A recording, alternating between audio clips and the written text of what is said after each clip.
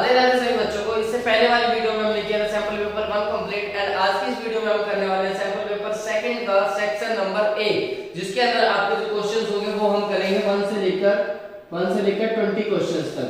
ठीक है, जो कि आपके टिक करेक्ट क्वेश्चंस होते हैं एंड लास्ट में 19 और 20 क्वेश्चन जो रहेगा वो आपका असर्शन एंड रीजन वाला क्वेश्चन होता है। तो देखिए फर्स्ट क्वेश्चन हमारा क्या है। इसमें बोला गया है late p be a prime number and k be a positive integer. If p divides k square then which of these b definitely divides by p?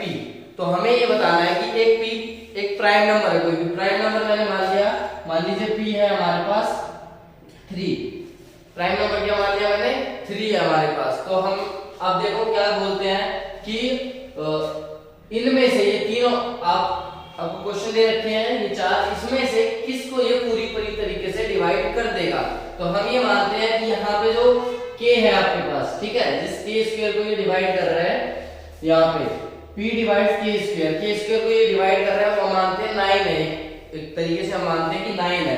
तो यहाँ पे देखिए अगर p को k स्क्वायर को हम डिवाइड करते हैं p से, तो k स्क्वायर हमने 9 मान लिया और 3 से डिवाइड कर रहे हैं, तो 9 का स्क्वायर 81 या फिर 3 मान लेते हैं। 3 का स्क्वायर हमने मान लिया 9, ठीक है, 3 का स्क्वायर 9 हो जाएगा, तो 3 पे पूरा कट हो रहा है, यानी हमारे पास k स्क्वायर पूरा कट हो रहा है। ठीक है, अब आपको पता है आपने थर्ड चैप्टर में किया है कि k स्क्वायर जब जैसे हम देखते थे ना कि b square is divisible by 2, तो b is also divisible by 2। तो ऐसे ही जब k स्क्वायर को p डिवाइड कर रहा है तो p को k भी किससे डिवाइड हो सकता है, p से डिवाइड हो सकता है। ओके, अब इसको देखते हैं। देखो k/2 कर दिया हमने, k/2 ये को हमने माना था 3 अपॉन में 2। क्या ये पूरा कट हो रहा है या नहीं हो रहा है? तो ये हमारा पूरा कट नहीं हो रहा है, इसलिए ये हमारा नहीं होगा इसके अंदर। ठीक है, ये वाला ऑप्शन जो हो गया ये क्रॉस हो गया।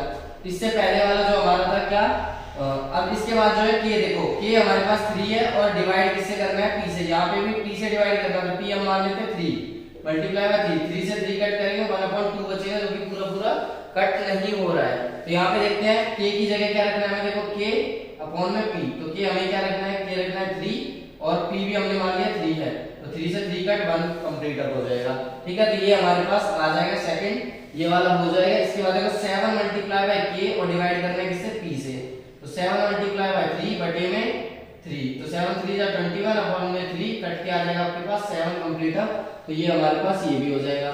k की 3 देखते हैं, k की पावर 3 बटे में 3, तो करते हैं p, तो k की 3 की पावर 3 और बटे में 3, तो 3 तक 9 होती है, 27 बटे में 3 कट के आ जाएगा आपके पास 9, जो कि पूरा डिवाइड कर रहा है। तो इन तीनों केसेस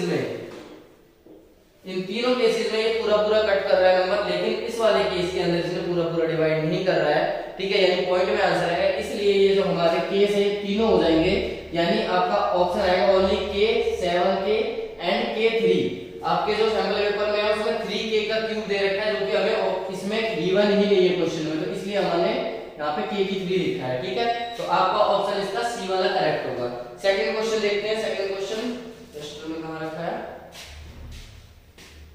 एक सेकंड, हाँ सॉरी, तो k की 3 में हम सॉरी सेकंड क्वेश्चन में देखते हैं in the figure graph of a polynomial px का ग्राफ दे रखा है आपको, जिसमें नंबर ऑफ जीरोस देखने। देखो हमने क्या पढ़ा है सेकंड चैप्टर के अंदर एनसीईआरटी बुक के अंदर कि जो हमारे पास ये ग्राफ होता है, जितनी बार कोई भी लाइन इस एक्स एक्सिस को कट करेगी उतने इसके सॉल्यूशंस होते हैं, ये पढ़ा है। तो यहाँ पे देखते हैं ये ग्राफ कितनी बार कट कर रहा है, 1 2 और 3, कितनी बार कट कर रहा है इसको 3, तो इसके कितने जीरोस होने चाहिए, इसके जीरोस होंगे हमारे 3, जो होगी आपका ऑप्शन है सी आपका इसका करेक्ट आंसर होगा। ठीक है, थर्ड क्वेश्चन देखते हैं which of these is a quadratic equation having one of its root and as 0। तो हमें ये बताना है, आपको 3-4 क्वेश्चन गिवन है, उसमें से आपको बताना है कि किसका आंसर करेक्ट होगा, या उसमें से एक जो रूट निकलेगा ना वो 0 आएगा। तो देखो हमारे पास ये आंसर है, कैसे आंसर बनेगा, ये x² - 2x बराबर 0 है। ठीक है, हम क्या करते हैं x कॉमन ले लेते हैं इसमें जैसे, तो x - 2 बराबर 0, x बराबर 0 रख दो एक को, और एक x - 2 बराबर 0, तो एक आपका प्लस का 2 आ रहा है आंसर और एक 0 आ रहा है, जिसमें से हमें बताना ही था कि हमारा एक 0 जो आना चाहिए वो कितना होना चाहिए, 0 के बराबर होना चाहिए, जो कि हमारा है। तो ये हमारा करेक्ट आंसर हो जाएगा इसका बी का। ठीक है, थर्ड देखते हैं two lines equation in one variable x and y as given below Which of the following pieces of information independently sufficient to determine a solution exist or not for this pair of linear equation? तो हमें ये बताना है कि जो ये हमारे पास equation दे रखी है, ठीक है, ये इक्वेशन दे रखी है, इसमें बताने की इसके लिए कौन सा हमारा वो रहेगा फॉर्मूला। जैसे तीन हमारे पास होते हैं, जैसे a1 अपॉन में a2 is not equal to b1 upon में b2, ठीक है। एक होता है आपका a1 upon a2 equal to b1 upon b2 and equal to c1 upon c2। एक होता है आपका a1 अपॉन a2 बराबर b1 अपॉन b2 और is not equal to c1 upon में c2। ये आपके पास में होता है। तो हमें क्या बताना है इसके अंदर कि किसके सॉल्यूशन होगा और किसका सॉल्यूशन नहीं होगा। तो आपके पास में आपको ये पता है ये यूनिक सॉल्यूशन होता है, इसका कोई ना कोई सॉल्यूशन होता ही होता है, तो इसका सॉल्यूशन हो जाएगा ए। सेकंड वाला हमारा हो जाएगा ये जिसका कोई सॉल्यूशन नहीं होगा। तो ये दोनों हमारे आंसर हो जाएंगे, जिसमें ये आपका लिखा हुआ है 1 बराबर दिस एंड सेकंड वाला ये हो जाएगा हमारे पास, ठीक है। तो ये हमारा इसका ऑप्शन हो गया और ऑप्शन में क्या आएगा 1 एंड 4 इसका आंसर आएगा। नेक्स्ट देखते हैं फिफ्थ क्वेश्चन। फिफ्थ में क्या बोल रखा है, एस दे रखा है आपको गिवन। क्या दे रखा है जी, एस गिवन है। एस होता है सम ऑफ एन एपी, कोई एपी दे रखी है उसका एस आपको गिवन है। क्या है एस, 6p² माइनस 2p, ये आपको गिवन है, ठीक है। हमें इसका सबसे पहले s1 निकालते हैं, s2 निकालते हैं, फिर अलग अलग वैल्यू निकालेंगे। देखो s1 के लिए यहाँ sn दे रखा था, s1 निकालेंगे तो p की जगह पे क्या रख देता हूँ 1 का स्क्वायर माइनस 2 1, तो 6 1 6 माइनस 2 1 2, तो आया आपके पास 4। और किसी का भी सम, कोई भी नंबर है उसका जब हम पहली संख्या का सम करते हैं तो वो वही नंबर होता है, यानी ये हमारे पास जो है a आ गया, a1 कितना हो गया 4 हो गया। s2 निकालते हैं, यहाँ से s2 हो जाएगा 6, p की जगह रखना है 2 का स्क्वायर माइनस 2 मल्टीप्लाई बाय 2, 2 2 जा 4, 6 6 24 माइनस 2 दूनी 4, 24 में से जब 4 घटाएंगे तो बचेगा 20। क्या बचेगा जी 20। देखो s2 कैसे निकलता है, जब हम उसमें a1 प्लस करें और a2 प्लस करें, ऐसे निकलता है। जब हम s1 प्लस करेंगे और s2 प्लस करेंगे तो हमारे पास a1 प्लस करेंगे और a2 प्लस करेंगे तो हमारे पास s2 निकल के आएगा। s2 हमें दे रखा है कितना, हमने निकाला अभी 20 है, a1 हमने निकाल लिया 4 है, a2 हमें नहीं पता, ये 4 प्लस है, इधर आके क्या हो जाएगा माइनस, तो हमारे पास आ गया a2 कितना 16 आ गया, कितना आ गया जी 16 आ गया। ओके, अब हमें करना क्या है, नंबर ऑफ स्टड्स। देखो यहाँ पे एक टाइल टाइप में दे रखी, तो उसमें कितने n हो जाएंगे, 1 2 3 4 और 5, तो यानी n की जगह हमें रखना है 5, तो an निकालना है a plus n minus 1 into D. तो a हमारे पास आ चुका है 4, ये रहा, ठीक है। n हमने यहाँ पे टाइल्स दी है, देखो 1 2 3 4 5, तो 5 माइनस 1 और d हमारे पास आ चुका है। देखो d होता है, d क्या होता है, a2 में से a1 घटा दूं तो a2 हमारे पास 16 है, 16 में से जब हम 4 घटाएंगे तो बचेगा 12, कितना बचेगा जी 12 यानी 12, तो 12 की मल्टीप्लाई से कर देंगे तो 4 प्लस 4 मल्टीप्लाई बाय 12, 5 को 48 और 48 में हम कितना प्लस कर दे जी 48 में हमें प्लस करना पड़ेगा 4, जिसका आंसर आता है आपका 52। कितना आंसर आता है इसका 52। तो ये क्वेश्चन हमारे इस प्रकार से सॉल्व हो चुका है। नेक्स्ट क्वेश्चन देखते हैं, हमने यहाँ पे कर लिया फिफ्थ क्वेश्चन, ये सारे हमारे क्वेश्चंस हो चुके हैं। नेक्स्ट देखते हैं सिक्स्थ क्वेश्चन। सिक्स्थ क्वेश्चन में आपको कोऑर्डिनेट दे रखे हैं किसी ट्रायंगल के, ठीक है, यानी तीन वर्टिसेस जो होते हैं उनके कोऑर्डिनेट दे रखे हैं। हम एक ट्रायंगल बना लेते हैं यहाँ पे इस प्रकार से a b और c, a b और c। a के कोऑर्डिनेट है 5 और 1, b के कोऑर्डिनेट है 1 और 4 और c के कोऑर्डिनेट है 8 और 5। ये तीन कोऑर्डिनेट आपको दे रखे हैं इसके। हमें ये बताना है कि ये कौन सी ट्रायंगल है, ठीक है। तीन तरीके की ट्रायंगल होती है आपकी, इक्विलैटरल ट्रायंगल, आइसोसेलेस ट्रायंगल और स्केलेन ट्रायंगल। इक्विलैटरल ट्रायंगल इसकी तीनों साइड बराबर है। अगर हम इनका डिस्टेंस निकालते हैं, जैसे AB का डिस्टेंस AC का और BC का, तीनों बराबर है तो इक्विलैटरल ट्रायंगल हो जाएगी।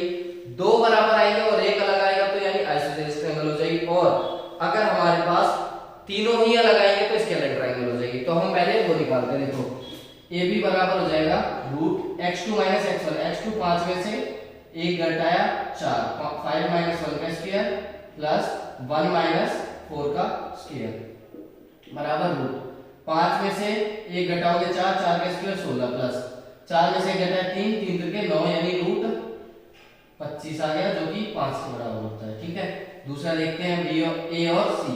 तो रूट 8 में से 5 जाएंगे, 8 में से 5 का घटाओ स्क्वायर प्लस में 5 में से 1 घटाएंगे और उसका भी स्क्वायर। ठीक है, 8 में से 5 गया 3, 3 का स्क्वायर 9, 5 में से घटाए 4, 4 का स्क्वायर 16, तो रूट 25 और उसका भी आंसर होता है कितना 5। ठीक है, थर्ड निकालते हैं यानी ए बी और सी, बी और सी। तो रूट बी हमारे पास 8 में से 1 घटाओ, 8 माइनस 1 इसका स्क्वायर प्लस 5 में से 4 घटाएंगे और उसका भी स्क्वायर कर देंगे। ठीक है, तो बराबर रूट 8 में से 1 गया 7, 7 का स्क्वायर 49, 7 सत्ते 49, 5 में से 1 गया 5 में से 4 गया 1 और 1 का स्क्वायर 1 ही रहता है, यानी रूट आपका हो जाएगा 1 का स्क्वायर 1 ही होता है तो 1 लिख दिया, 50 हो जाएगा रूट 50।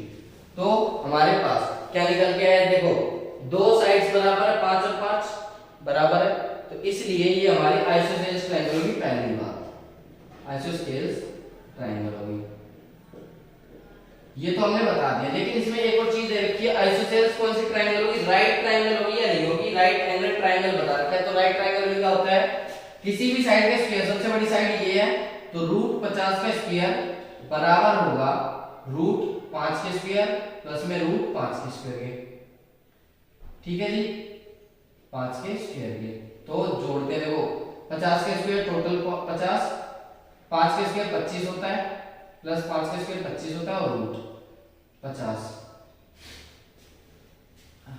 रूट आपके पास में आ जाएगा, इसमें डालिए 25 का स्क्वायर। ठीक है,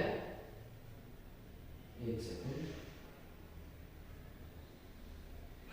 25 5 हो जाएगा प्लस में 5, 5 का स्क्वायर 25 और इधर रूट नहीं लगेगा, रूट गलत लगा दिया मैंने, रूट नहीं लगेगा। ठीक है, 5 का स्क्वायर 25, ये रूट हटा दीजिए, 5 का स्क्वायर 25 और 5 का स्क्वायर 25, दोनों जुड़ के कितने हो गए 50।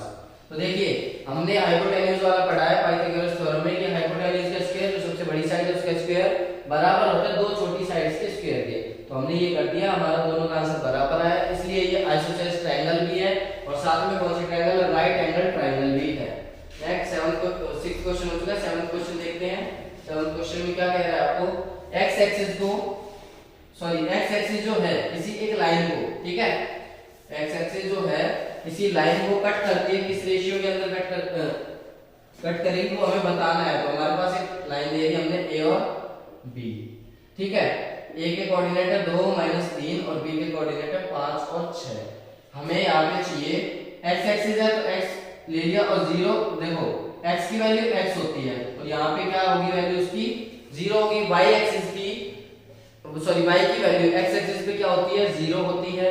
हमें यहाँ पे निकालना है रेशियो, तो हम के रेशियो 1 मानते हैं इसको। ठीक है, वैल्यू पुट आउट करते हैं, तो m1 x2 plus m2 x1 upon में, देखो x की लेंगे हम, y की लेते हैं। ठीक है, क्योंकि y की वैल्यू हमें v1 है, तो y बराबर m1 y2 प्लस में m2 y1 अपॉन का m1 प्लस में m2, ये है m और ये m2, m1 m2। ठीक है, तो हमें क्या करना है, वैल्यू रखते हैं, y हमारे पास 0 गिवन है, ओके। m1 हमारे पास में क्या है, m1 है k की मल्टीप्लाई करनी है हमें y2 से, y2 है हमारे पास में 6, तो 6 multiply by k plus m2 हमारे पास में क्या है 1 की मल्टीप्लाई y1 से यानी -3 से, ये -3 से कर दिया हमने बटे में, m1 और m2 k प्लस का 1, तो k प्लस 1 इधर आगे 0 हो जाएंगे। ठीक है, मल्टीप्लाई इसकी इधर मल्टीप्लाई करेंगे 0, 6k माइनस का 3 कॉमन ले लेते हैं 2, कितना कॉमन ले लेते हैं 3 कॉमन ले लेते हैं, तो बचा 2k माइनस का 1 और बराबर 0। ओके, अब देखते हैं यहाँ पे, देखो ये 3 मल्टीप्लाई में इधर आके डिवाइड होगा तो भी 0 ही आएगा और 2k माइनस 1 आ गया, ये माइनस का 1 है इधर आके प्लस का 1, तो 2k बराबर 1। ठीक है, और k बराबर 2 मल्टीप्लाई में इधर आके डिवाइड में, यानी किस रेशियो में कट करेगा, ये 1 रेशियो 2 के अंदर कट करेगा, किस रेशियो में कट करेगा 1 रेशियो 2 के अंदर। तो ये हमारा 7th क्वेश्चन हो गया। 8th क्वेश्चन को देखते हैं, in the following figure ST parallel है QR के। ठीक है, ये आपके पास डायग्राम दे रखा है, तो हम इसको और अच्छे से बनाते हैं बड़ा। तो देखिए आपको इस प्रकार से ये ट्रायंगल दे रखी है, ये P यहाँ पे S T, ठीक है, और Q और R, ये आपको ट्रायंगल दे रखी है, ठीक है। अब इसके अंदर ST जो है, ये जो है इसके पैरेलल है, QR वाले के पैरेलल है, ठीक है। तो हमें बताना है, देखो PQ जो है वो 4:5 में काट रही है, 4 P और Q, PQ कट कर रही है 5:4 में, सो 4:5 में, 4 ऊपर और 5 नीचे, ठीक है, 4 ऊपर और 5 नीचे। इसके बाद में आपको एक लेंथ दे रखी है ST की, ST है 1.6। तो हम करते हैं यहाँ पे, देखो PQ बटे में PS बराबर होगा किसके, ये 5 है और ये S ऊपर वाला, ये वाला S है, ठीक है। तो बराबर होगा ये किसके, QR बटे में ST के, ओके। TS हमारी छोटी साइड है, TS, तो हमने यहाँ पे देखो PQ हमारे पास टोटल बनेगा, ये टोटल कितना हो जाएगा, 4 और 5 को जोड़ेंगे तो बन जाएगा 9। तो 9 बटे में PS कितना है हमारे पास में, 4 है, बराबर QR बटे में ST 1.6 है, ये इधर आके मल्टीप्लाई कर दो, तो 9 मल्टीप्लाई 1.6 बटे में 4 बराबर QR, क्योंकि हमें क्या चाहिए था यहाँ पे, QR ही चाहिए था, ओके। तो 4 से मल्टीप्लाई डिवाइड करते हैं, ना जाने की 0 और 4, 9 चौको 36, एक के बाद पॉइंट यानी 3.6 आपका QR की लेंथ है, 3.6 सेंटीमीटर, जो कि हमारे पास इसका आंसर आ गया 3.6 सेंटीमीटर, ओके। नेक्स्ट देखते हैं 9th क्वेश्चन क्या कह रहा है आपको।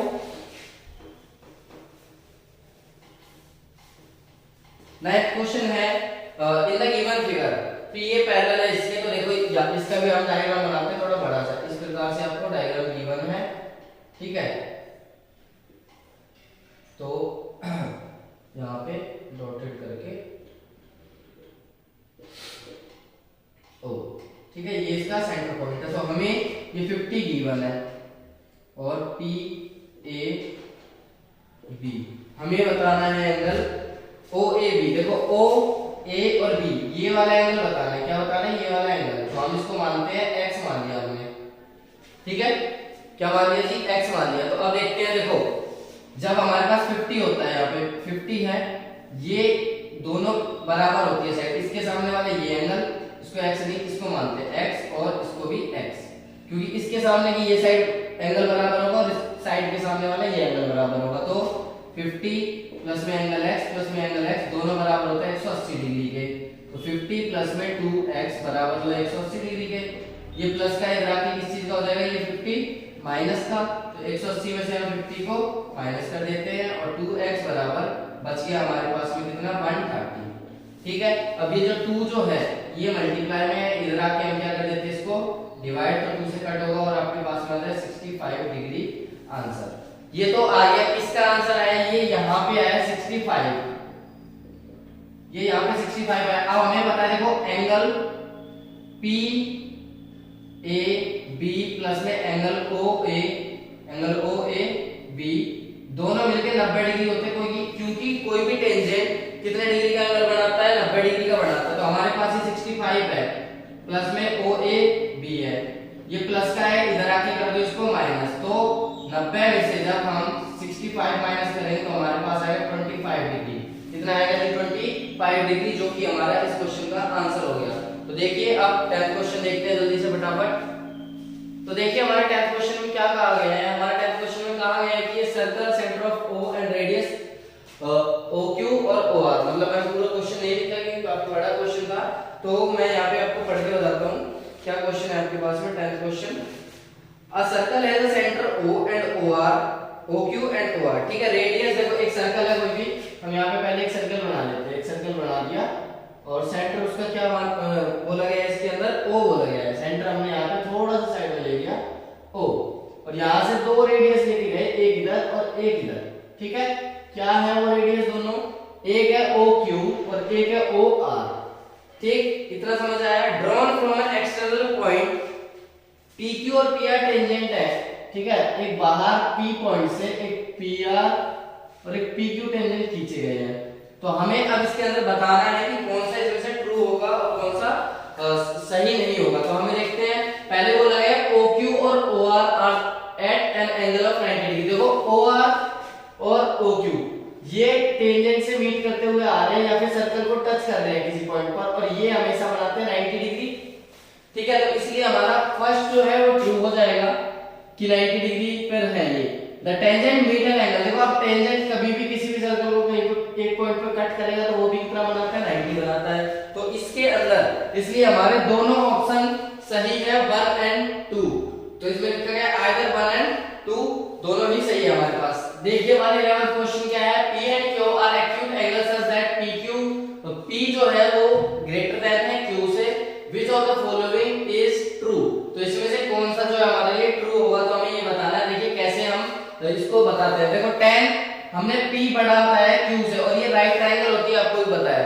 कोई भी ट्रायंगल, हमने कोई भी ट्रायंगल बनाई PQR बना के हमने एक ट्रायंगल, ठीक है। 11th क्वेश्चन के लिए हमने PQR बनाई, Q पे है 90 डिग्री। क्या है Q पे जी, 90 डिग्री। इसको हमने A साइड वाली, इसको B वाली, इसको C वाली। जब हम tan P की बात कर रहे हैं तो PBP HHB, यानी परपेंडिकुलर कौन, बेस क्या होता है हमारे पास में, tan। तो tan P के बारे में जो बात करें, परपेंडिकुलर हमारे पास में क्या होगा, ये सामने वाला परपेंडिकुलर हो गया B अपॉन में A। ये हमारे पास परपेंडिकुलर हो जाएगा। परपेंडिकुलर जो एंगल के सामने जो साइड होती है वो हमारी परपेंडिकुलर यानी B और अपॉन में A। इसके बाद हम कोट क्या निकाल रहे हैं, कोट R के R एंगल के सामने कौन सी साइड है, A, और अपॉन में क्या है यहाँ पे बेस यानी B। तो अब देखते हैं कैसे बनेगा ये हमारे पास में भाई, सॉरी ये हमारे पास होगा कोट की वैल्यू जो होगी बेस अपॉन में परपेंडिकुलर, तो बेस लिख लो पहले B और अपॉन में परपेंडिकुलर यानी A, ठीक है। तो अब देखते हैं, देखो tan P में से यानी B बटे A में से माइनस ही कर रहे हैं आपको, B बटे में A, B में से B जाएगा 0, मतलब ये दोनों आपस में कट जाएंगे और आंसर आपका क्या आएगा 0। तो इसमें बोला गया है कि कौन सा 0 होगा, तो हमारा tan P में से जब हम कोट R माइनस करते हैं तो वो हमारा 0 होता है। इस तरीके से हमारा ऑप्शन करेक्ट है इसके अंदर, जो कि कौन सा ऑप्शन है आपका 11th में, B ऑप्शन जो है आपका इसके अंदर करेक्ट होगा। तो ये आपके पास 12th क्वेश्चन भी कंप्लीट हो चुका है। नेक्स्ट क्वेश्चन देखते हैं 13। If the height of vertical pole, एक पोल है, पोल मान लिया हमने, इसकी हाइट है जी √3 टाइम्स ऑफ इसके लेंथ ऑफ द शैडो। देखो शैडो ऐसे बनेंगे नीचे ग्राउंड पे, तो ये हमने x मान लिया और ये कितना है उसका √3x है, ठीक है। At the ground then the angle बताना है हमें, एंगल कितना बढ़ाएगा। तो देखो हम निकालते हैं ये परपेंडिकुलर कौन बेस, tan होता है tan थीटा, परपेंडिकुलर कौन बेस, ठीक है। tan हमारे पास हो गया, परपेंडिकुलर कितना है √3 बटे √3x और बेस कितना है x से x तक यानी √3। tan की 60 डिग्री पर ये वैल्यू होती है कितनी, √3 कितने डिग्री पर होती है, 60 डिग्री पर इसकी वैल्यू होती है। तो इसलिए हमारे पास 60 डिग्री थीटा एंगल आ गया हमारे पास, ठीक है। नेक्स्ट देखते हैं 14th क्वेश्चन। 14th क्वेश्चन में बोला गया है एक सर्कल आपको गिवन है, ये सर्कल गिवन है, तो हमें बताना है थीटा बटे 360 क्या इनके बराबर है या नहीं। लेंथ ऑफ आर्क का फार्मूला होता है थीटा बटे 360 मल्टीप्लाई बाय 2 पाई r, ठीक है। ये बताना है हमारे पास कि ये किसके बराबर होगा। तो देखो थीटा में नहीं पता, अभी हम कर देते हैं बटे में क्या चाहिए नीचे, circumference of circle. Circumference of circle होता है 2 पाई r, क्या होता है जी 2 पाई r, दोनों कट जाएंगे तो हमारे पास थीटा बटे 360 बचा, और यही हमें बताना था। यानी x थीटा की जगह हमें सिर्फ क्या लेना है, यहाँ पे x लेना है, तो x ले लेंगे x बटे 360, पहला अपना ट्रू है। दूसरा देखते हैं x बटे 360 माइनर एरिया सेक्टर। देखो एरिया ऑफ सेक्टर होता है थीटा, थीटा की जगह हमें लेना है x, तो x बटे 360 और मल्टीप्लाई पाई r स्क्वायर, और एरिया ऑफ सर्कल होता है पाई r स्क्वायर, जो कि डिवाइड में करना, पाई r स्क्वायर से पाई r स्क्वायर कट और x बटे में 360 यहां पे बच गया। तो ये दोनों जो है हमारे करेक्ट रहेंगे, यानी both a and b is true, ठीक है। नेक्स्ट देखते हैं 15th question, the sum of circumference. अब देखते हैं, देखो सबसे पहले क्या बोल रहे हैं, circumference of circle and radius of a circle. देखो सर्कमफेरेंस ऑफ सर्कल होता है 2 पाई r और रेडियस होता है हमारा r, जो कि बराबर है 102 के। इन दोनों का सम किसके बराबर है, 102 के। r की वैल्यू आपको सॉरी सम ऑफ सर्कल, ठीक है, r की वैल्यू आपको निकालनी है, तो हम क्या करते हैं r कॉमन ले लेते हैं, तो बचा 2 पाई प्लस में 1 बराबर 102। पाई की वैल्यू रखते हैं 2 मल्टीप्लाई 22/7 प्लस का 1 और बराबर 102। तो देखो r 22 बटे में 7 और प्लस का 1 इधर भी 1 ले लेते हैं बराबर 102। एलसीएम आपका ले लेते हैं, एलसीएम आ गया आपका 7 44 7 1 7, तो 7 इसमें जोड़ देंगे बराबर 102। जोड़ देते हैं 7 4 11 की एक हासिल है 51 अपॉन में 7, ये r की मल्टीप्लाई में बराबर 102। तो देखो r ये जो ऊपर वाली वैल्यू है इसका रेसिप्रोकल कर दे, ऊपर वाली वैल्यू नीचे, नीचे वाली वैल्यू ऊपर, तो 102 मल्टीप्लाई बाय 7 और अपॉन में 51, 51 1 जा 51, 51 2 जा 102, यानी 7 2 जा 14 सेंटीमीटर जो है आपकी रेडियस आ जाएगी सर्कल की। तो ये हमारे पास 14 सेंटीमीटर इसका आंसर आ गया। अब देखते हैं नेक्स्ट अगला वाला क्वेश्चन, 16 क्वेश्चन। 16 क्वेश्चन में क्या कह रहा है, 16 क्वेश्चन के अंदर बोल रहा है कोई नंबर आपको नंबर गिवन है 1 से 100 तक, उसमें से आपने कोई एक नंबर निकाला रैंडमली और उसके अंदर जो है ना आपके मल्टीपल ऑफ 10 निकले। 10 के मल्टीपल 1 से 100 के बीच में कितने होंगे, देखो 10 20 30 40 50 60 70 80 और 90 एंड लास्ट में आ गए 100। यानी कितनी वैल्यू है, 1 2 3 4 5 6 7 8 9 10 वैल्यू है जो कि 10 के मल्टीपल है। इसमें से कोई एक नंबर निकाला जाता है, तो व्हाट इज द प्रोबेबिलिटी, क्या प्रोबेबिलिटी होगी दैट द सिलेक्टेड नंबर, जो सिलेक्टेड नंबर हो 5 का मल्टीपल होगा। देखो सभी 5 के मल्टीपल है, सब 5 के टेबल में आ रहा है, तो टोटल कितने हैं, टोटल नंबर ऑफ आउटकम 10 है और टोटल ही नंबर कितने हैं 10 है, 0 से 0 कट हो जाएगा यानी आपका आंसर आएगा 1। ठीक है, नंबर ऑफ फेवरेबल आउटकम जितने आने चाहिए वो भी 10 है और टोटल नंबर भी 10 है, इसलिए कट के हमारे पास आ गया 1 आंसर इसका। तो अपने पास और 4 क्वेश्चन बचते हैं, जल्दी से उनको फिनिश करते हैं। ओके, तो देखिए 17 क्वेश्चन क्या है, मैंने 17 क्वेश्चन लिखा नहीं है ब्लैक बोर्ड पे भी पड़ा है, तो मैं ऐसे ही समझा देता हूं आपको। At a party there is one last slice piece, कोई पार्टी चल रही थी और उसके अंदर एक ही पिज्जा का स्लाइस बचा है, यानी एक ही पीस बचा है और वहां पे दो लोग आपस में लड़ रहे हैं, अनन्या और प्रणीत, की भाई सबसे पहले मैं खाऊंगा इसको। ठीक है, तो उन दोनों ने डिसाइड किया कि हम एक गेम खेलते हैं और उसमें जो भी जीतेगा वो इस स्लाइस को खाएगा।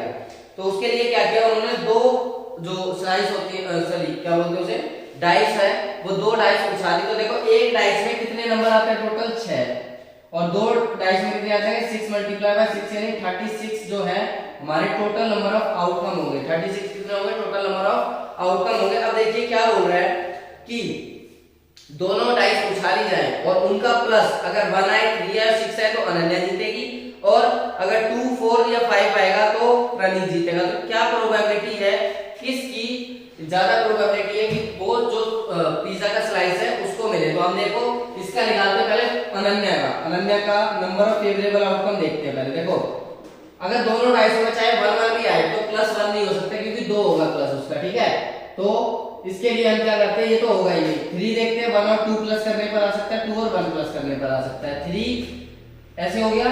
6 कैसे कैसे आ सकता है, 3 में 3 जोड़िए, 4 में 2 जोड़िए, 2 में 4 जोड़िए और 5 में 1 जोड़िए और 1 में 5 जोड़िए। तो हमारे पास में total number of favourable outcome कितने बन गए, 1 2 3 4 5 6 और 7। तो इसकी जो प्रोबेबिलिटी आई 7 अपॉन में 36 आ गई 1 की।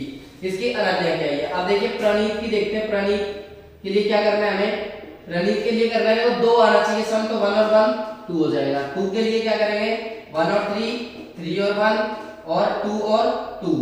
उसके बाद में 5 कैसे कैसे बन सकता है, 3 में 2 जोड़ दीजिए, 2 में 3 जोड़ दीजिए, 4 में 1 जोड़ दीजिए और 1 में 4 जोड़ दीजिए, तो ये टोटल 5 बन जाएगा। अब देखिए करते हैं 1 2 3 4 5 6 7 8 कितने टोटल आउटकम्स हो गए, नंबर ऑफ फेवरेबल आउटकम 8। तो 8 अपॉन में 36, जिसको हमारे पास किसकी प्रोबेबिलिटी ज्यादा है, प्रणीत की ज्यादा प्रोबेबिलिटी है कि प्रणीत जो है उस लास्ट वाले स्लाइस को खाएगा या उसके हिस्से में वो स्लाइस आएगा। तो अब देखते हैं नेक्स्ट क्वेश्चन जो कि आपके 18th वाला क्वेश्चन देखते हैं।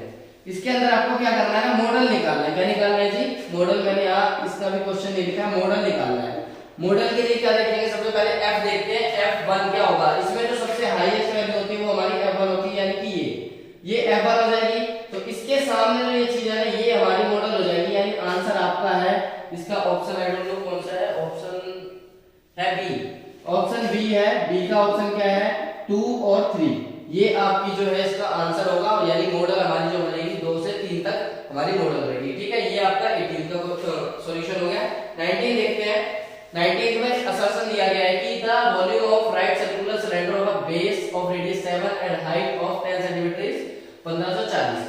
अगर हम इसका सम करते हैं, देखिए सम सॉरी वॉल्यूम निकालते हैं, 18 वाला सॉल्यूशन कर रहे हैं। ठीक है, सॉरी 19 वॉल्यूम ऑफ क्या निकाल रहे हैं हम, सिलेंडर।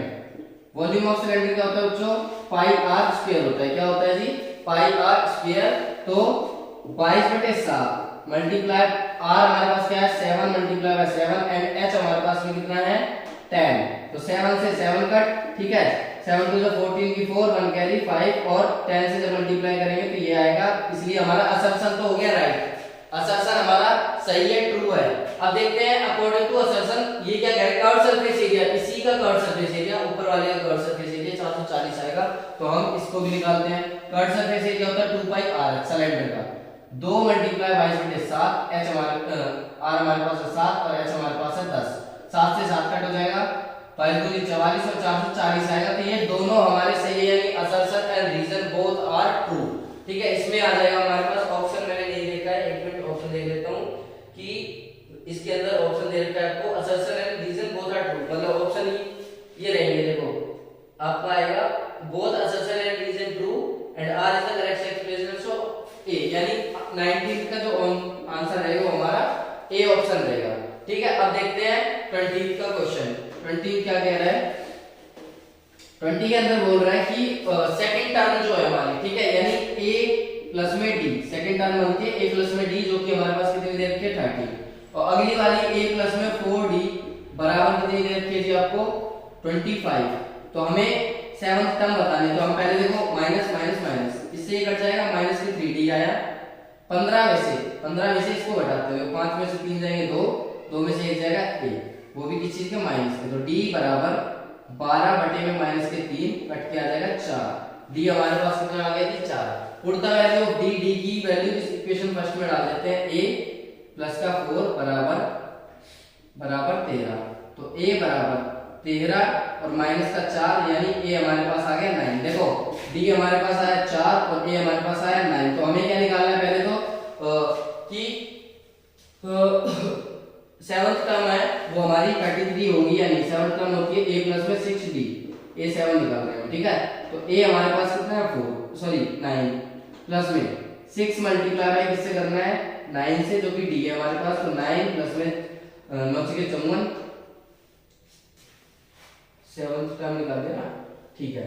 तो d है हमारे पास 4, सॉरी d हमारे पास है 4, यानी 6 4 जा 24, 24 से 9 को जब हम प्लस करेंगे तो आएगा 33, यानी असर्शन हमारा ट्रू है, इसका असर्शन हमारा ट्रू है। अब देखते हैं असर्शन हमारा ट्रू है, यहीं पे साइड में करते हैं रीजन के लिए। इफ द कॉमन डिफरेंस होगा AP, AP का कॉमन डिफरेंस यानी D हमारे पास 5 है, तो A 18 होती है, A प्लस में 17D बराबर, सॉरी उसमें से घटाना है आपको A प्लस का 12D, जो कि बराबर होगा इसके 25 के। हम करके देखते हैं होता है या नहीं होता है। तो देखिए A हमारे पास के A से a plus 17d minus a और ये माइनस 12d बराबर 25, a से a कट हो जाएगा, 17 में से 12 जाएंगे 5d बराबर 25। और देखो d जो है हमारे पास यहाँ पे क्या है 5 है, तो 5 मल्टीप्लाई बाय 5 बराबर 25, दोनों बराबर है 25 बराबर 25, तो रीजन भी ट्रू है। लेकिन यहाँ पे हमारा d क्या आया था इस वाले क्वेश्चन के लिए, d हमारे पास था 4, तो हम लिख सकते हैं इसका जो ऑप्शन आएगा, वो ऑप्शन क्या आएगा, both assertion and reason are true but r is not the correct explanation of, यानी p आपका जो इसका ऑप्शन रहेगा 20 का b ऑप्शन रहेगा। क्यों? क्योंकि r जो है करेक्ट तो है लेकिन इसका करेक्ट एक्सप्लेनेशन नहीं है। ओके, तो ये आपके जो है सेक्शन ए कंप्लीट हो चुका है सैंपल पेपर सेकंड का। अगर आपको ये वीडियो अच्छी लगी हो तो वीडियो को जरूर से लाइक करें, एंड अगर चैनल पे नए हैं तो चैनल